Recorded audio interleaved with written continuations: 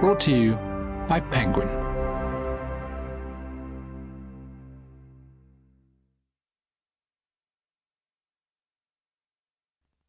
Bernard and the Cloth Monkey by Judith Bryan. Read by Sara Powell. Introduction by Bernardine Evaristo. Introduction.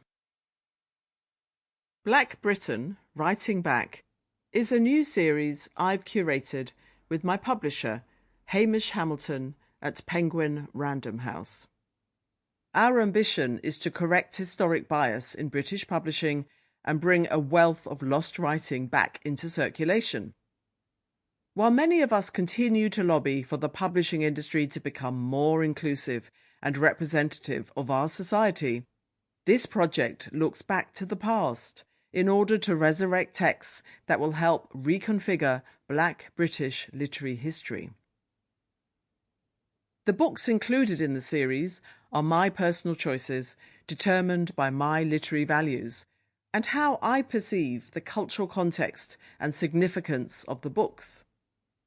The series is not to be regarded as an attempt to be definitive or to create a canon. Canons are, by their very nature, hierarchical and have traditionally been constructed by the prevailing white orthodoxies of academia. Black British writers rarely appear on these reading lists, are rarely taught to new generations of readers, and unless they become commercial successes, their legacy very quickly disappears. My aim is to present a body of work illustrating a variety of preoccupations and genres that offer important and diverse Black British perspectives.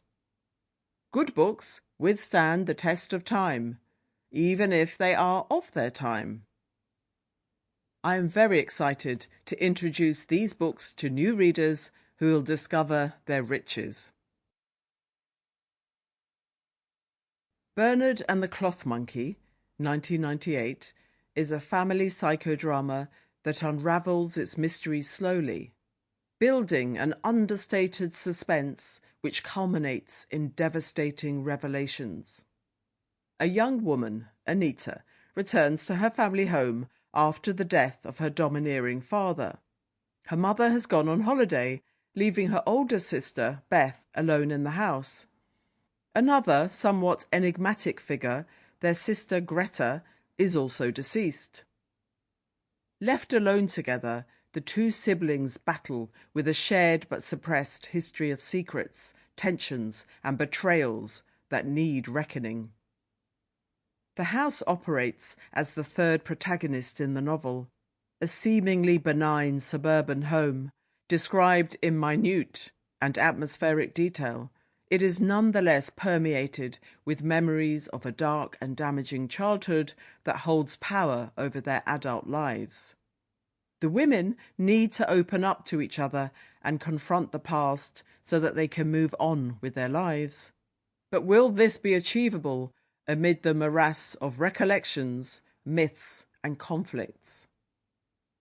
I chose this novel for the series because it is a quietly outstanding work of fiction which I regard as an exemplary novel of the 90s.